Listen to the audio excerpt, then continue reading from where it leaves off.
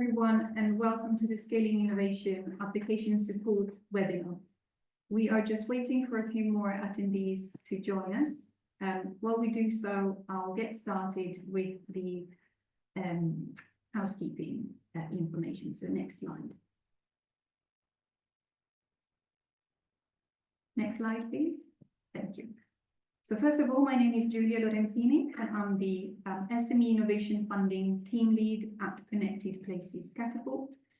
I am a female in my 30s, and I'm wearing a turtleneck today, and I'm in the London office from our Connected Places London office today. I will be shortly introducing you to a range of colleagues who are going to take you through the program today. But before we start, just to let you know, the Q&A function is available at the bottom of your screen. So if you have any questions, please click on the Q&A and add your question there. We will try and answer as many questions as possible as we go. But we'll also have a Q&A section later. The aim of the webinar today is to give you an overview of the Scaling Innovation competition and allow you to understand what's on offer and the support that has been provided to all of those that are planning to put forward an application. This webinar is being recorded, and the recording will be made available very soon after today's session, together with a transcript and also BSL available.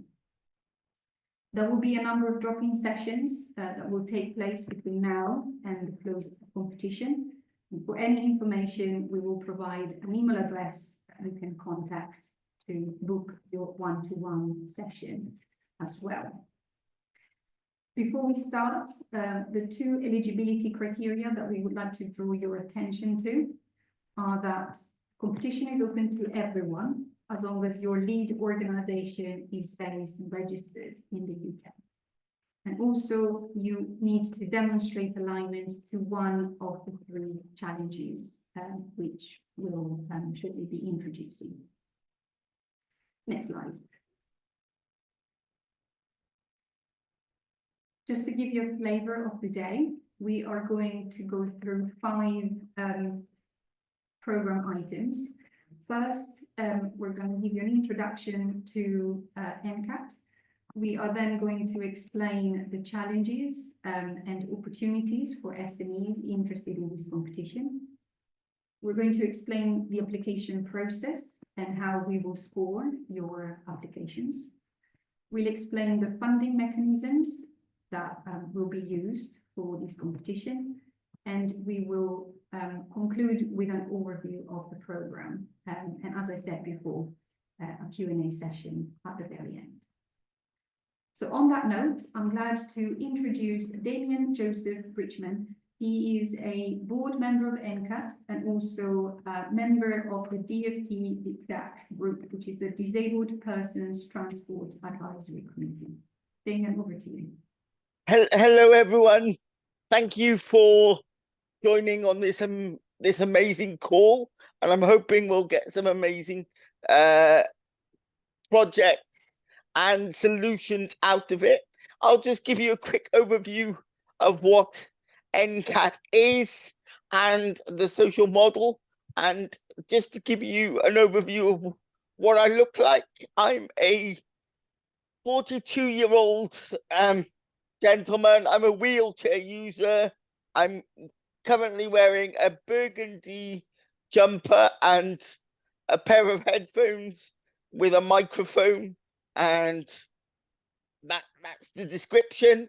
And the overview of ncat is an evidence centre which was set up as a consortium funded by Motability.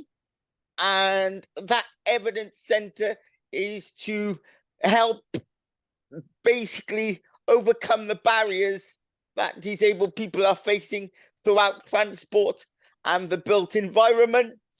And please, please, please, when you are putting your bids in, if you could please focus on the social model of disability being the lens that you look through, because the social model says that it's society's issue rather than the individualistic version of the medical model. And basically, if we look through the social model lens, it helps everybody, not just the disabled community. So please, when you're putting your applications together, please go through that. And also, please, from my background as a social entrepreneur, please give due regard to the spending power of the purple pound, which is over 270 million pounds, billion pounds globally. So please give due regard to that. And please, please, once again, let's see some true innovation and use this as a real catalyst for change. Thank you very much. Thank you very much, Damien. I'll now take us through some of the challenge and opportunities. My name's Jamie Chan Pensley. I'm technical lead at the Connected Places Catapult. I'm a middle-aged Chinese man wearing black glasses, headset at the moment, tan-colored polo shirt and black jumper.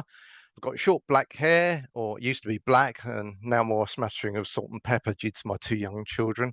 But hey, you know, we've all got challenges there in that respect. So I'd like to take you through a bit about how we got to those challenges, and then some of the detail of the research findings and the sort of areas that some of the solutions could be focused on. So next slide, please. So since ncat was formed in 23, we wanted to ensure that the centre did the right thing. And we wanted to establish itself in a role that supports sort of the current accessibility ecosystem. I'm going to highlight some of the key areas and activities that we've been doing some work, and really the direction that we've taken from the accessibility community and the intent by which this centre was intended. We were mindful that we wanted to have a really good grounding for the work going forward. So we've conducted research to establish an evidence base so that we know the current transport accessibility gap. We often heard how evidence and research can be quickly replaced by new challenges and superseded by technology. So ncat wanted to ensure that the information we were enacting on was relevant and up to date. So we've tried to do that and map the current knowledge and assets in the UK. So we've conducted research and embedded disabled people in all of our activities, interviews, questionnaires, focus groups and workshops, and also engaged with key stakeholders like local authorities, transport professionals and public bodies to really articulate and prioritise what are the key problems to solve. As a result of those findings, we've formed them into a set of challenges, and this is going to help our strategy going forward and also enabled us to launch this first competition. And this is going to be the first really of a series of competitions that we're launching from the centre. So next slide, please. So as this is the first in the series of funding competitions that ncat running, we wanted to draw the focus onto a series of priorities highlighted by disabled people. Our research identified a series of areas, and it was prioritized with over 5,000 interactions with disabled people. We had focused input from members of our Community of Accessible Transport panel, and this included sort of disabled people and transport professionals. And then we also had further engagement through the Accessible Transport Summit that some of you might have attended earlier this year. So this enabled us really to concentrate our first competition on these two following areas. So the barriers in the street and interactions with other people. Now the next slides, hopefully we'll go into a bit more detail about the problems that were identified, but also the sorts of solutions that might be able to help. So next slide, please. So on this page, you can see an image on the right-hand side. This shows a person sort of walking aids, trying to navigate around objects in the street. So we heard that disabled people experience barriers getting around because of things on the street and also poorly designed pavements, which are a real problem. So some of the key issues that have been shown in the research include things on the street creating barriers for disabled people. So that included things like cars, bins, advertising, signage getting in the way. We found that was a barrier for over half of all the people that walk, wheel, cycle, or scoot. We had quotes such as, "I've experienced ongoing problems with shopkeepers placing their signs on the footpath, just giving enough space for pram users and pedestrians to get past, but just not enough for a mobility scooter." And then they stand laughing. The pavement and curbs are also poorly designed. Over a third of people in our research mentioned how pavement and curbs are an issue.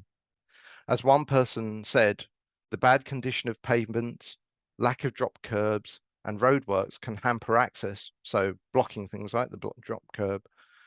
Although this has been found to be slightly less of a problem around stations and interchanges, which fare a bit better. Benches and resting places are also lacking. So this impacted a quarter of people who walk, wheel, cycle, or scoot. One of the quotes we had was, "It's awful, and you have to have a high level of physical and emotional resilience. There are days when I feel far less resilient, and it's exhausting." Another one of the issues is the changes to the environment are often poorly communicated. So feedback we heard there were that physical barriers are understood. So it's understood that they're part of the environment, but the flow of the communications to help disabled people can be challenging. So disabled people don't necessarily know that changes are occurring or where.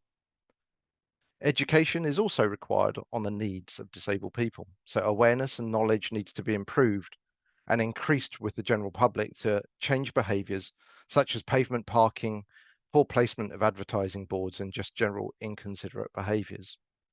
So on the next page, we'll see some of the areas in which solutions might lie. So next slide, please. So here, the solutions, they can think around innovations to improve the experience around pavement conditions. So special considerations given for areas around points of interest, such as GP practices or high streets and shops.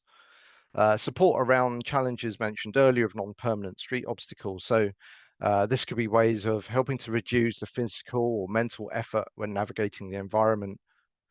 Simplifying navigation, wayfinding, helping people through busy and complex streets would also be an area of interest, but also ways of knowing when and how changes to the street conditions are going to happen and the placement of that non-permanent street furniture or permanent street furniture. So a lot of the issues, as I highlighted, if we can have solutions around that space, but also open to any other key areas that people have highlighted. So on to the next slide, please. So on this slide, there's an image on the right which shows a person in a powered wheelchair, and they're engaging in a conversation with a member of staff at an airport kiosk. So we heard that disabled people can face significant barriers when traveling because of how public staff think and behave. So staff assistants can be unreliable. This includes staff being either unavailable, even if assistance is booked. We found almost half of respondents highlighted that as an issue. Public and staff attitudes and behaviours can be really negative. And this includes the way staff and public interact with or treat disabled people when travelling. This impacts nearly a third of all our respondents. And one person highlighted that they had abuse from others, following, stalking me, yelling at me, shouting things like, "You're not really disabled." And this had a really profound effect on them. The last issue that I've highlighted on this particular slide are that seeking staff assistance can also be hard.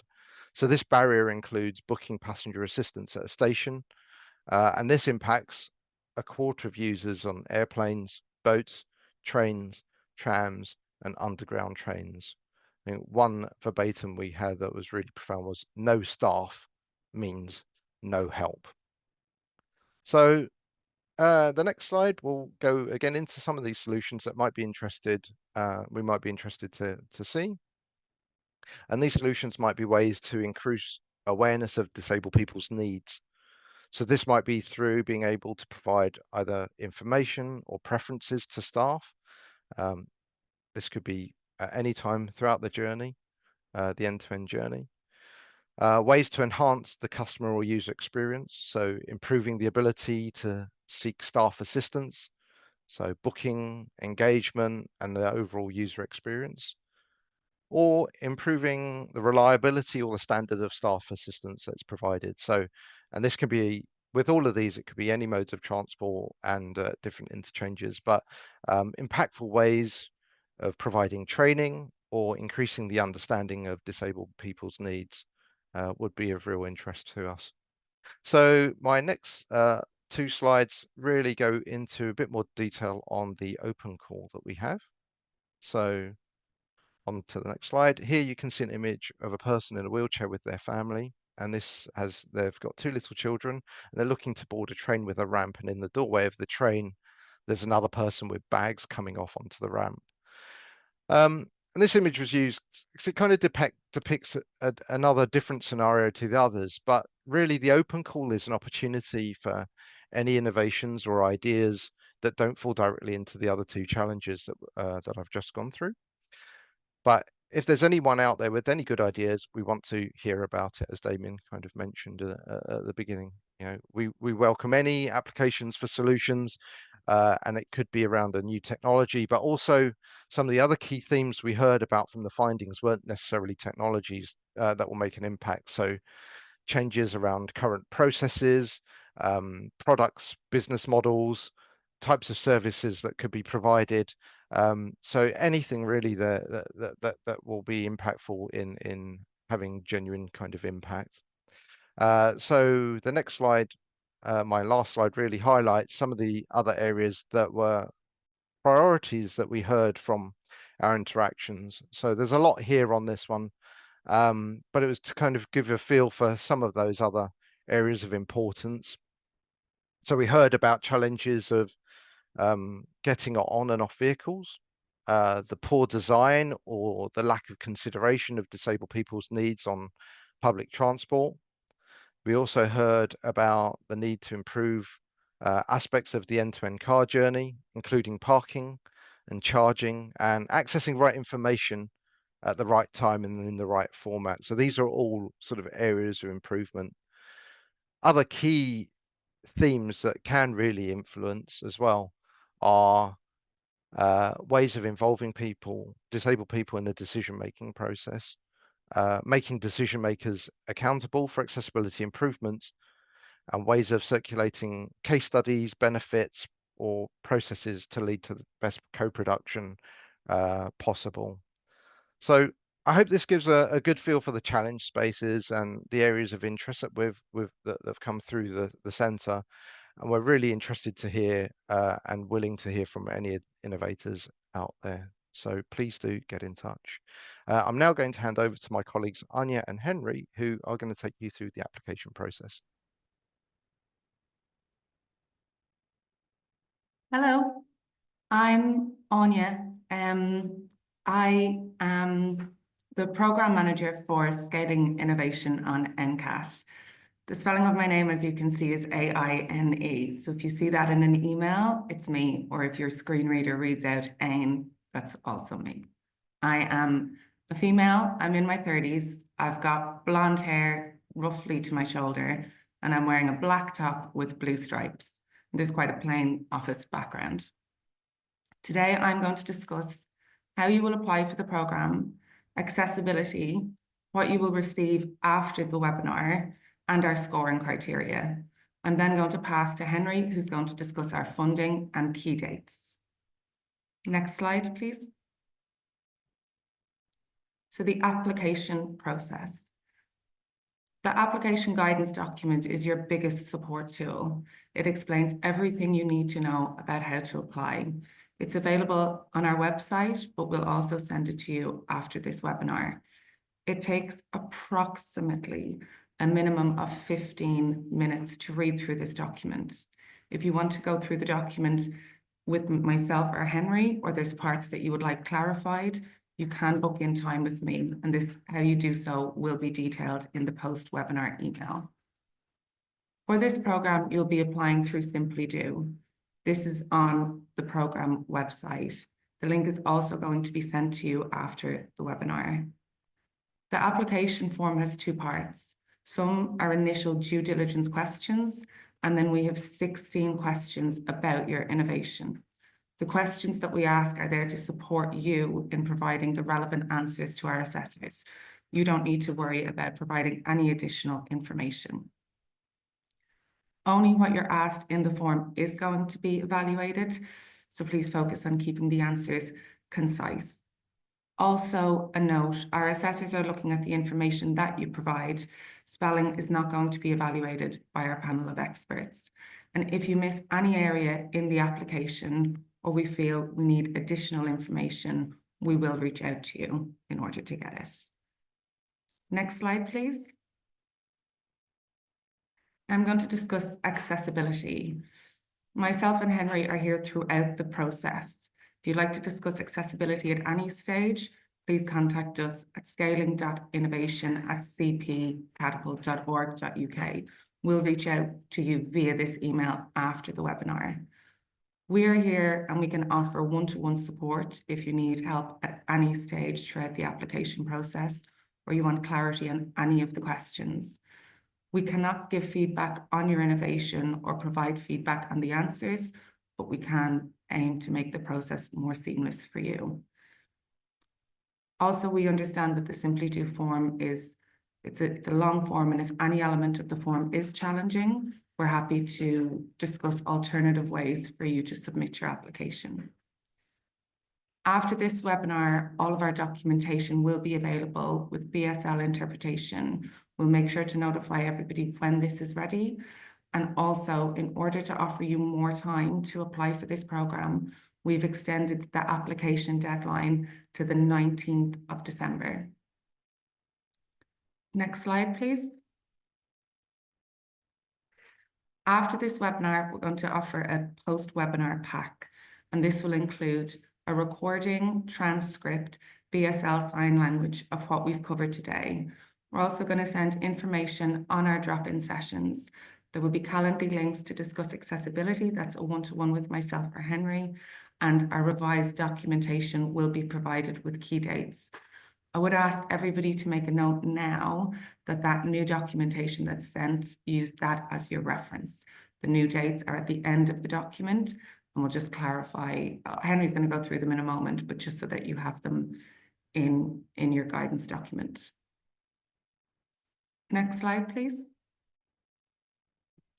Now I'm going to discuss our scoring criteria.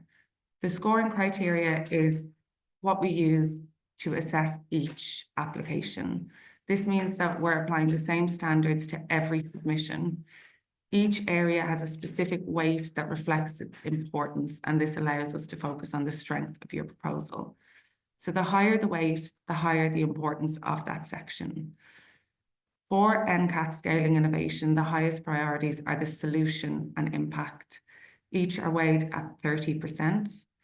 This allows us to really focus on how well your idea addresses the problem and the potential benefits that it brings.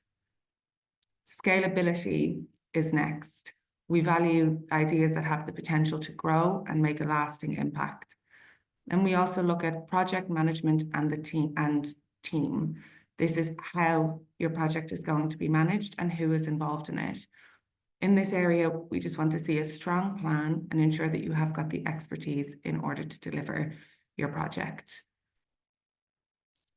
I'm going to go into the criteria in a little bit more detail, but this is also reflected in the application guidance document. So for the solution, we really want to see what your innovation tackles the specific challenges. A key part of this is involving disabled people in the design process, and this is where you will highlight the involvement of disabled people in how you work and building your innovation. Next, we're looking at impact. We really want you to show who benefits from your solution, how well you know, your users and how you plan to stay engaged with them to keep your innovation aligned with their needs. Scalability is about the growth potential and your knowledge of the market. So here we're looking at your understanding of how your solution could fit into the current transport system and to people's lives. And then, as I mentioned, in project management, focus on how you will manage the project, mitigate risk, and track your progress. We would say that in this area, you can lead the project yourself, you can involve somebody from your team, or you can outsource this.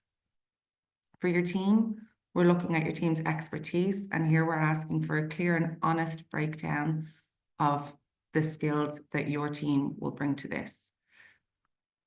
As I said, this scoring criteria allows us to fairly assess each proposal. I will now pass over to Henry, who is going to discuss more.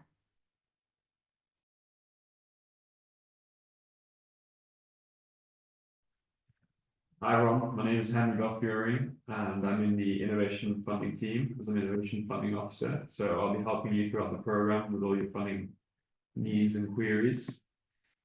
I'm wearing a grey jumper and a white shirt, and I have glasses and brown curly hair. So next slide, please. So here's an updated version of the key dates.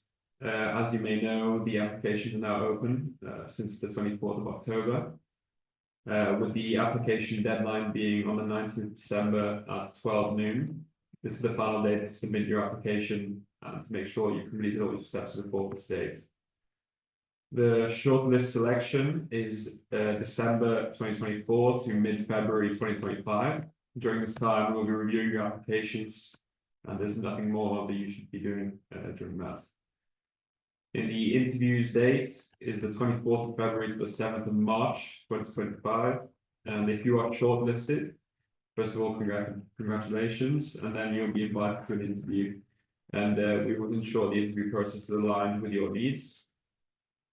Next date is cohort selection date, which it will be in mid-March 2025. The final group of program participants will be confirmed, and you will receive an official confirmation if selected. The final date is the welcome day, which will be in April 2025. This is the day to get to know the overall the program, and the date can be confirmed closer to the time. Next slide, please.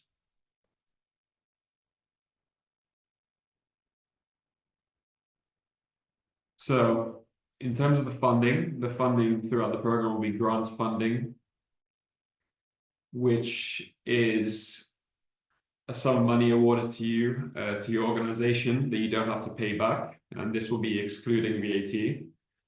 The way the funding will be allocated will be dependent on your self-declared level of maturity, and the stages and the level of this will be as follows. The projects of the proof of concept feasibility studies stage are eligible for funding up to £50,000. Pre-demonstrator projects can receive up to £100,000 in funding to support their development. And for projects in the trial stage, funding of up to £150,000 is available to facilitate real-world deployment. The final selection will depend on several factors, including the quality of the applications and the assessment process and the interviews. Another note is that the fees incurred between project start and end dates are eligible, but only the fees during this time are eligible for receiving funding. Throughout the project period, you'll be responsible for maintaining detailed records, documentation of the costs incurred, and also liaising with myself and the innovation funding team for handing in all your documentation as necessary.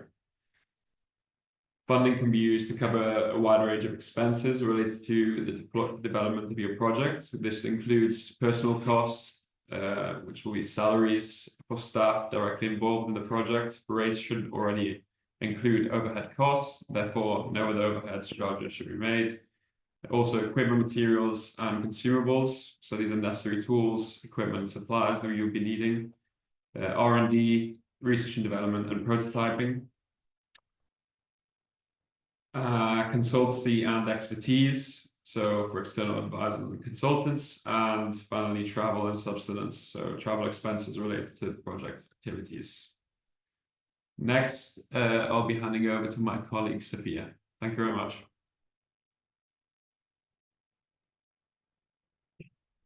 Hi there, I'm Sophia Luisi. I'm a business analyst and I'm a woman in my 20s with dark brown shoulder length hair, wearing a white shirt, cozy brown cardigan, and very large brown square shaped glasses. So I'll be talking to you about the sort of program overview, including the type of support that is available to you. So on the next slide, please. So alongside the trial funding that was just mentioned, part of the program involves an opportunity for you to think about your market, your customer, your product and business in a safe and creative space. You'll receive this in the form of technical and commercial support from a dedicated team who can work with you and your ideas to explore key areas of the solution and your business. So the support itself aims to kind of refresh your skills, challenge and grow your understanding of the market, but also help you kind of manage the agenda on a day-to-day basis. So try to spread those activities aimed at extracting value from the Scaling Innovation Program. It is worth noting, our role is not actually to tell you what to do, but provide you with relevant information and insight gathered through a range of research that we've covered in the ncat program to date, but also provides previous expertise and introduce you to useful tools and frameworks that will help you to make informed business decisions. We'll do this in collaboration with you through regular discussions that will help us to understand not only your business and solution as quickly as possible, but also understand the key areas that you would like our support on, and then also share any relevant evidence we have to help you test out your ideas. If you could go on the next slide, please. I'll now talk you through how your support is delivered. So we will follow a tailored delivery approach that may consist of a one-to-one coaching session with an expert and or collaborative workshops. But to get to that stage, we'll go through something called the commercial due diligence or technical due diligence. This falls under kind of the needs assessment, where we essentially try to understand what your needs are, what areas you feel you may require more support in, or also challenge any areas you may feel confident with right now and see how we can take it to the next step. We then follow this with a discussion with each lead partner to kind of review the current business model and then determine the focus areas of support that we can prioritize throughout the duration of the program. And as I just mentioned, the actual delivery of the support will vary depending on your needs and preferences. So it could be one-to-one coaching, even group workshops or collaborative peer review sessions, if that's something you're open to. At the end of the program, you'll gain a summarized sort of exploitation or go-to-market plan. That will include some of our findings and recommendations, but also necessary action points for you to take forward once the program ends. This may also include a technical delivery plan and any kind of outputs that may support your trials. On the next slide, please, you will find an example of some of the commercial support areas that we provide.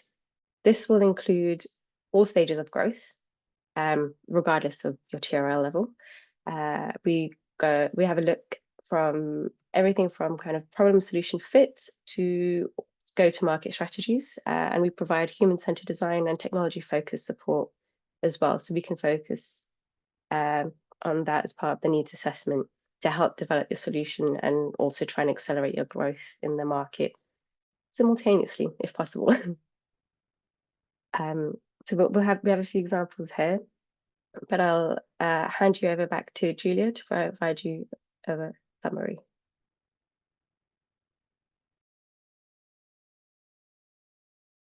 Yeah. Hello, so thank you, Sophia, and everyone else so far. We are now moving into our Q&A session. We have a bit more time than we thought we had. So if you can maybe remove the slides from the screen, I will ask all our panelists to put their cameras on. We received a number of questions, and I'm going to direct some of those to you guys. So let's start from the first one from Kevin. Jamie, I'm going to ask if you can comment on it. Kevin from Forzuna is asking if the appraisal or judging will be weighted to the severity of disability. So he's saying that their solution is suitable for able people, mildly disabled, through to people who are just about ambulatory wheelchairs users. Would you like to comment? Yeah, sure.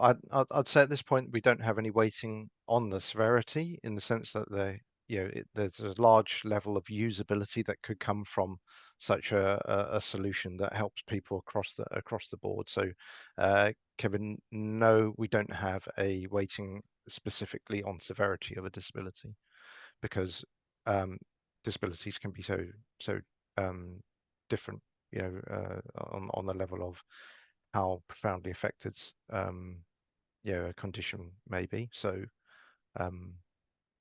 it would be very challenging to weight it around that sort of space. So thank you, Jane. Yeah. I hope that answers your question, Kevin. The second question, I believe, is from Sharon, which we're going to answer live, and is, in the application you're asking if we have a partner or whether to implement our innovation for a pilot. If not, will you be able with this if we are successful? So the top level answer is yes, we will be able to help if necessary, but I'm going to let Jamie comment further.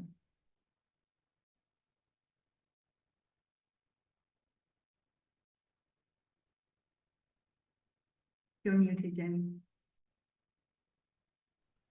sorry, I missed that one, Julia. I said, so the question was, in the application, we're asking if we have a partner or whether to implement our innovation for a pilot. If not, will CPC be able to help with partners? The top level answer is yes, we will be able to help depending on the solution. Is there anything else that you wanted to add? I don't have anything specific to add around that at this point. I think you say we can help wherever possible, really. But coming into it with your own partner, it would be the easiest process, I think. If you have a specific question, Sharon, but also anyone else, I would suggest sending us an email at scaling.innovation@cp.catapult.co.uk, and that might be something that needs to be explored in a little bit more detail with Anya, Henry, or others in the team. So feel free to drop us a line. Okay. I'm going to move on to some more process related questions. So we had two. One I've answered, the other one I haven't yet, so I'm going to pass them over to you, Anya. Okay. The question is twofold. Are universities allowed to apply, and are large-scale organizations also allowed to lead? Yes, it's yes to both. All organizations are welcome to apply for this program. The only requirement is that you are UK registered. So that element is part of our eligibility criteria. But any size organization, entrepreneur, academia is welcome, or research organizations. The key part that we do look at, and I echoed in the scoring criteria, is the involvement of disabled people in this program. So that is something to be very aware of. That answer? Yes, I think it does. okay. I'm going to come to you, Jamie, with another question from Florence. So are innovations, or do innovations put forward for this program have to be directly commercially scalable, or could they have a local impact? So an impact that could be replicated elsewhere. I think that would actually be a good one for Sophia, but I'm not going to sort of palm that one off entirely. I think we just want to see, we are really interested in the potential for them. So if there has been a successful trial, for instance, in a local area, I mean, we would like to try and increase the overall ecosystem. So scalable options would be preferable. But Sophia, I think this one's probably a good one for you if you're happy with that. Yeah, I agree. I think any sort of relevant work you've done in the background would be quite useful to understand and be made aware of, even if it may not feel directly relevant to the trials.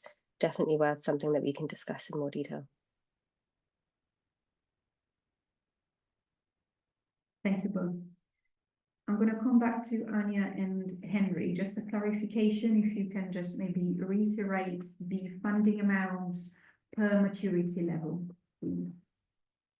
Yeah, sorry. So sorry for the confusion. For projects at the trial stage, funding of up to 150,000. That's 150,000, not 250,000. So I hope that clarifies. Thank you. We've got another question from an applicant asking, can one organization put in more than one submission? Would you like to take that? Mhm. Yes, that is something that we will welcome, and we will ask during your application about each of the separate initiatives that you're hoping to achieve in the program, but in your interview, you may be asked how you would lead more than one. So it's important to be mindful of that. Perfect. Staying on the application process, we've got a question from Emily.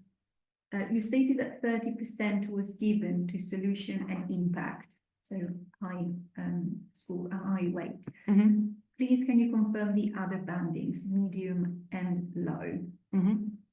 So for scalability, it's 20%. For project management, it's 10%.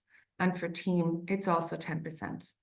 And again, we will send out the application guidance document in the post-webinar communications, and this will be detailed in there, as well as a summary of what we're looking for in each area. And worth reminding everyone that the application guidance document is available on the CPC opportunity page and also on the Simply Do landing page. So this information is already available if we would like to use those documents. Jamie, or maybe Sophia, or both of you, a question around, thank you, Mark, for asking. How can we review relevant research and insight gathered by ncat? Yeah, so in terms of the research, you'll be able to find that, Mark, on our website as we start to publish more and more of our documents and research. All of the work we're doing is going on that on our research page on the website and the ncat website, so you can find any of the work that we've done there. And just that, thank you for that question. It's something that we could also look at adding to the post-webinar comms as well, just to steer you in that direction and aim to have it all in one place. But yeah, it's a good question, and we can work that into the follow-up after this webinar. Absolutely, good idea. I can see in the question, and I thank you all for this. Some are very specific about specific application or specific solutions. We cannot give you an answer whether or not the solution that you might be putting forward is eligible or not. So we cannot comment on the actual idea. We can support you in making your application, but we cannot technically comment on the solution, just to be clear. So we're not going to be able, and I'm not going to be able to pass these questions on to anyone on this panel, and equally we're not going to be able to answer them. So if you would like to ask Slightly different questions. Again, I would urge you to use our email address for those more sort of specific inquiries. However, we do have one from Ellen Hose. Thank you, Ellen. Does the program funding need to be match funded? The answer is no, it doesn't need to be match funded. You will receive grant funded at 100% rate. So doesn't need to be match funded. Right, I'm scrolling through the question, trying to see which ones to go with next. So someone asked, could we clarify the difference between proof of concept and pre-demonstrator? And are we able to map this to TRL levels for clarity? Yes, we can. And I'm going to hand over to Anya and then Jamie, perhaps, if they want to comment on it.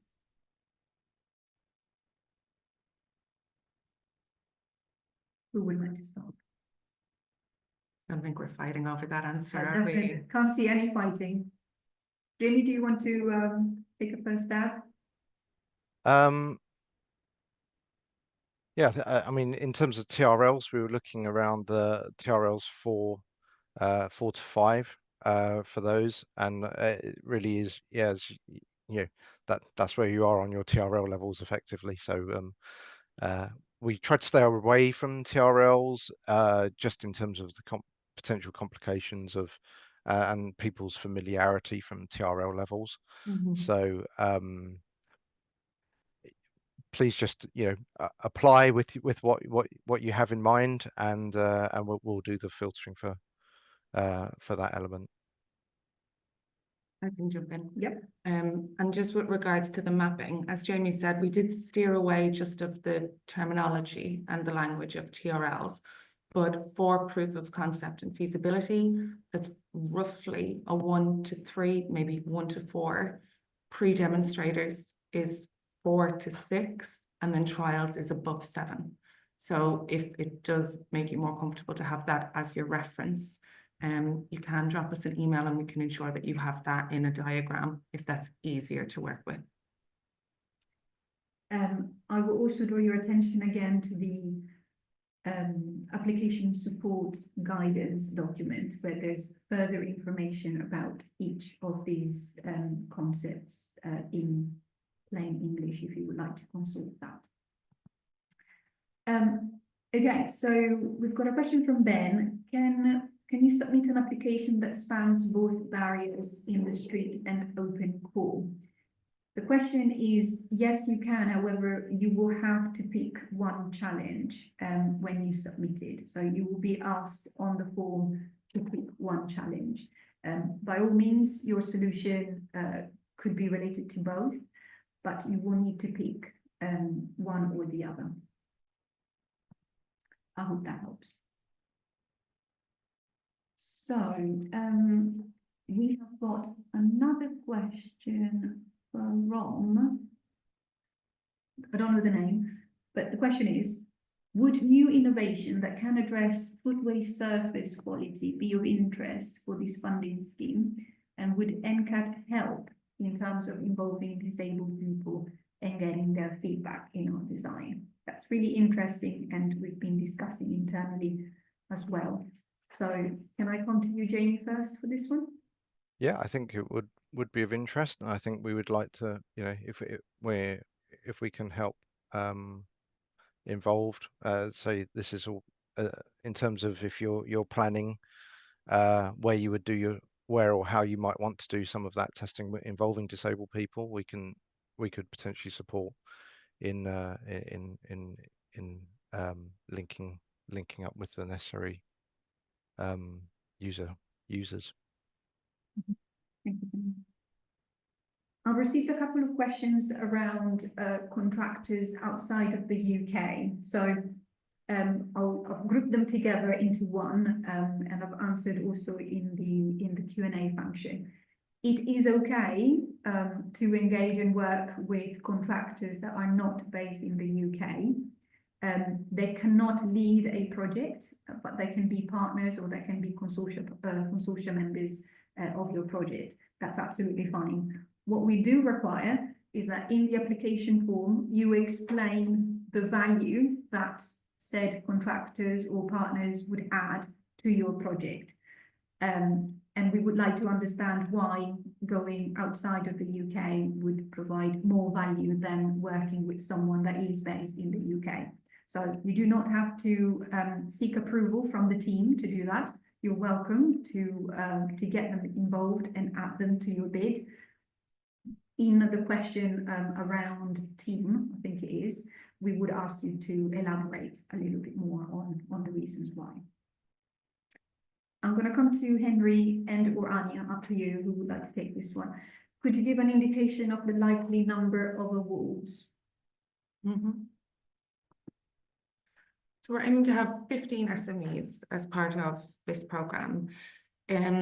How those 15 are going to be selected is dependent on a few different elements with regards to the maturity levels that we referenced and the challenges that are being addressed. Our aim and our intention is to address the challenges that were researched and prioritised. We're aiming to get those with a higher number of applicants, but it will be dependent on what's coming in and basically what comes out after our panel of experts review the applications. But the aim is 15 SMEs for this programme. Perfect, thank you, Anya. Again, a couple of questions asking similar thing. A few people are saying that they've got solutions that they've been building for a couple of years or that are already deployed in some areas, so they've gone past the trial stage, so to speak. Are they still eligible? I can start, and then if anyone would like to jump in, feel free to. So the answer is yes, you are eligible, even if your solution is already existing. What we're looking for is really new features to that solution.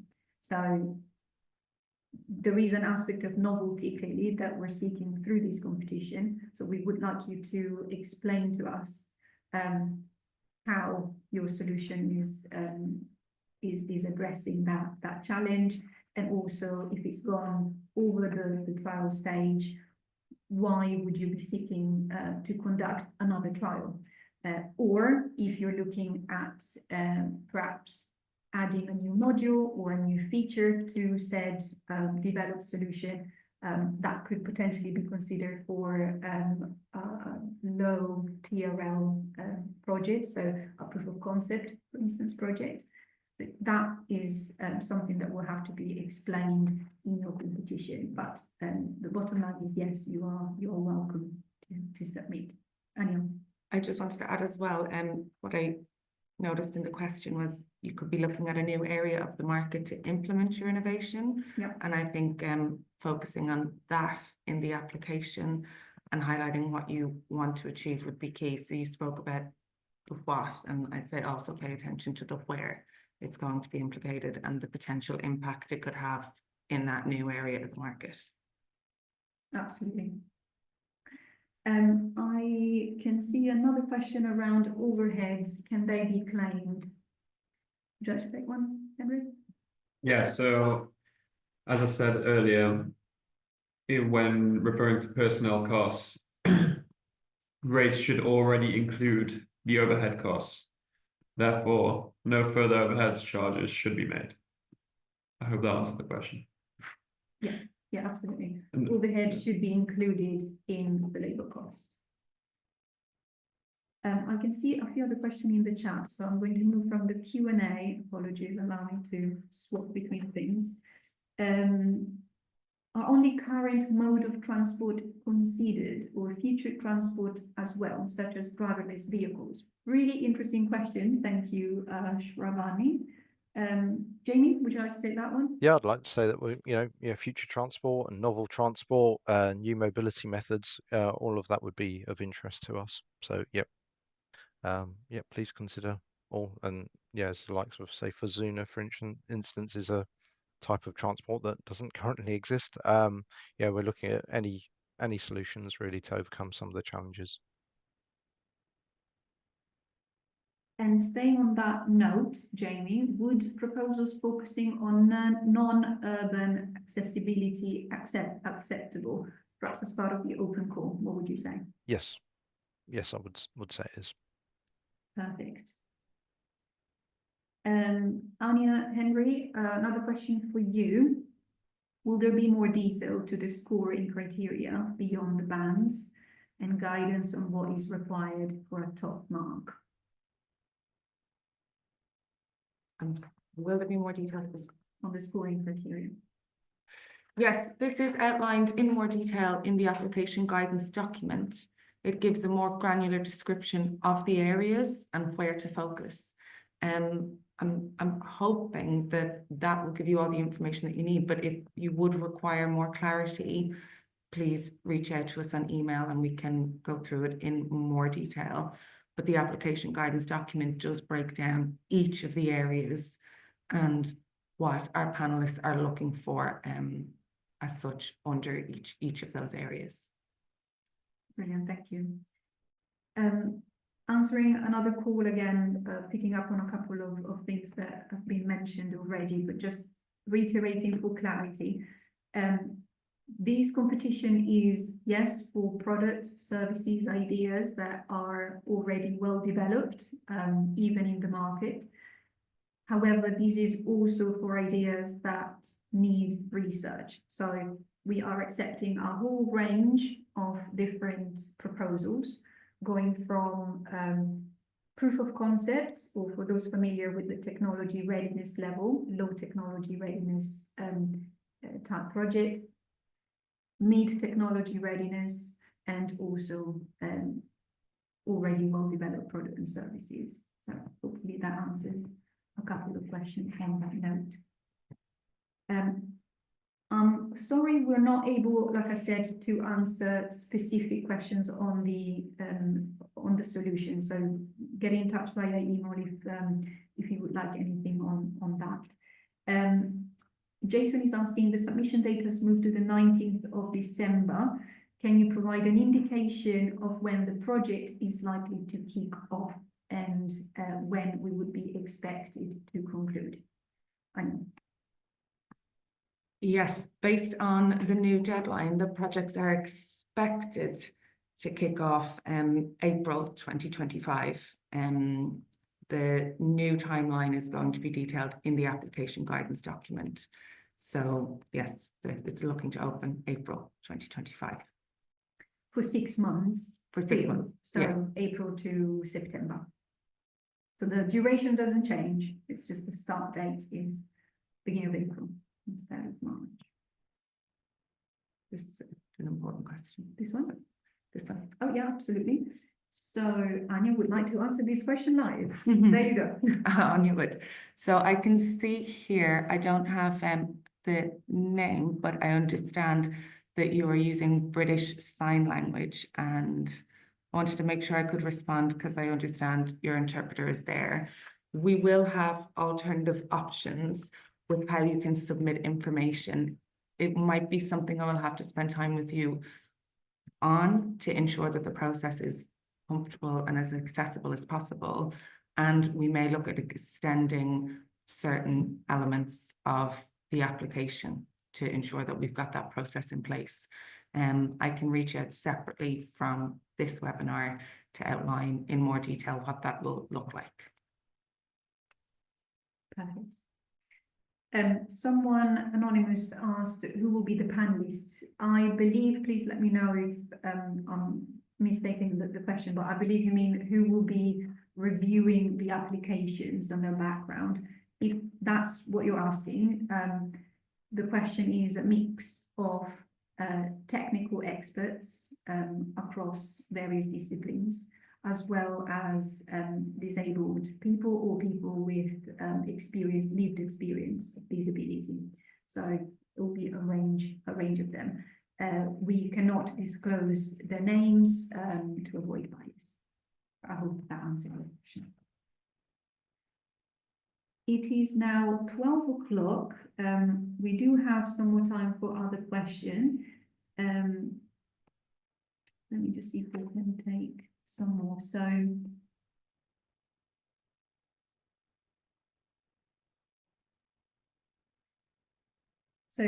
will feedback be given after to unsuccessful applications? It would be good for the catapult to provide at least a summary paragraph in response reflecting the time applicants take. Would you like to answer that one, Anya? I agree. It is our intention to be able to provide some feedback. It is dependent on the amount of applications, what will be possible, but our intention is to provide some feedback to all applications. I cannot promise a deadline of when that would be available, but it is something that we're trying to work into our delivery. Brilliant. And then there's a question from Team asking about an interview. So maybe can you go through the 3 stages of review?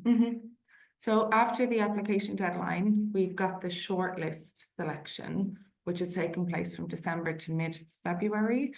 The interviews are towards the end of February and the start of March. If there is an interview, there's going to be a call in advance of the interview with either myself or Henry that will outline in more detail who you will be spending time with for that interview, the types of questions that will be asked, and how we can make sure that that interview is as accessible and as comfortable as possible.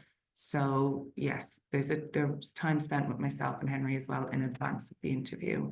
It's roughly around the end of February to the start of March. Timeline again is in our application guidance document. Again, out of clarification, thank you. That's okay. Again, for clarification, the funding is for everyone.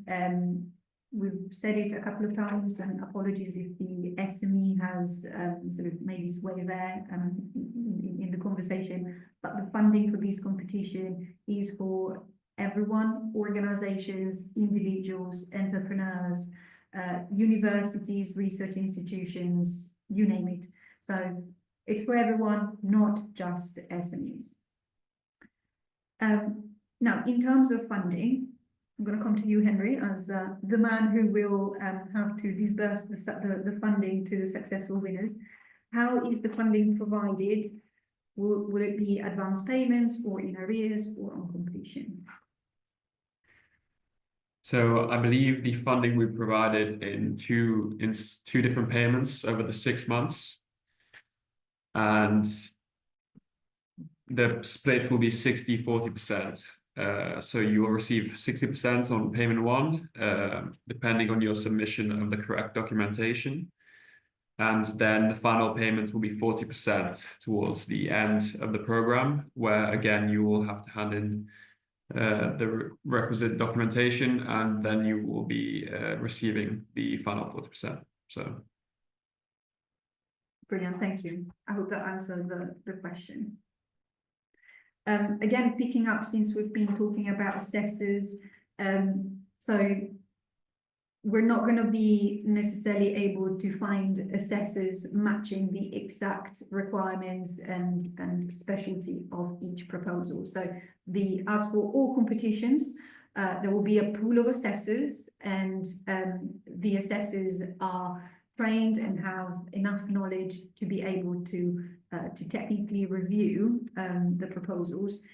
They may not necessarily have specific lived experience on each proposals. It's unfortunately impossible to do that, but they'll have broad enough experience to be able to comment on it. And there will be an assessor with lived experience as well, evaluating each of the applications. Yes.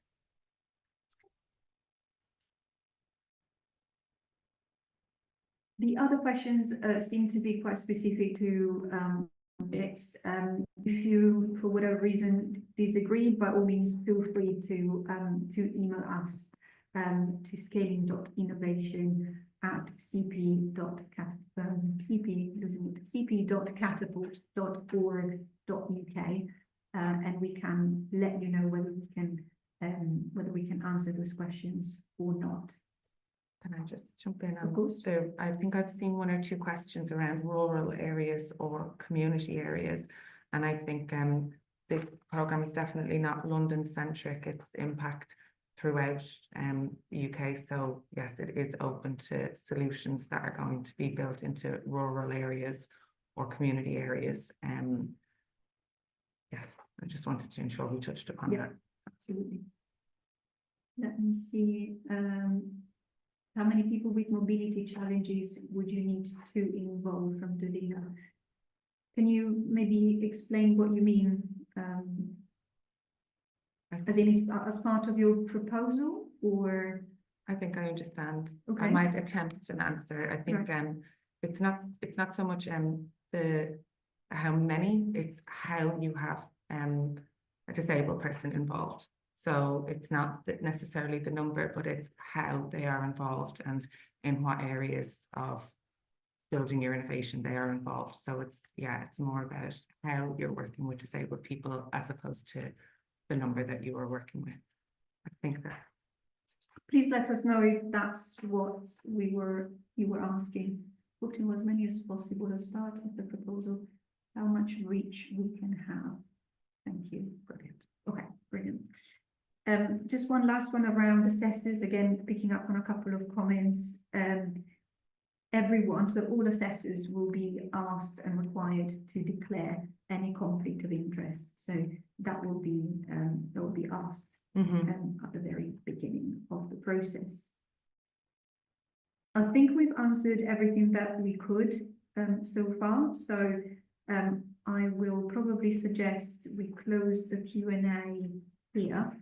Like I said, by all means, feel free to reach out if you have any other questions or if you'd like to discuss with the team. Perhaps worth reminding of drop-ins and one-to-ones.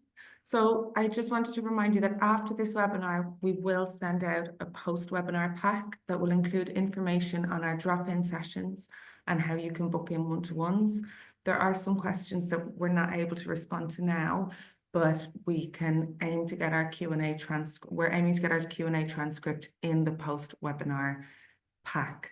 I also wanted to mention, yes, myself and Henry are available on the Scaling Innovation inbox. At CPC, we work a 9-day fortnight. So on certain days, certain Fridays, you may get there may be more of a delay in a response. We're imagining that after this webinar, we may get a lot of traffic into the inbox. So please note, we will aim to get back to you as quickly as possible. But if you don't hear from us at the end of the day today, just please know it is on our list and we will definitely respond. And guess what? It is this Friday that we're off. So, but we will get back to you. Yes, we will. Brilliant. On that note, thank you very much again to all my colleagues, Anya, Henry, Sophia, and Jamie and Damien, who has had to leave us. Good luck with your application, and we look forward to seeing them soon. Goodbye. Thanks very much. Thank you, everyone. Bye. Thank you. Bye.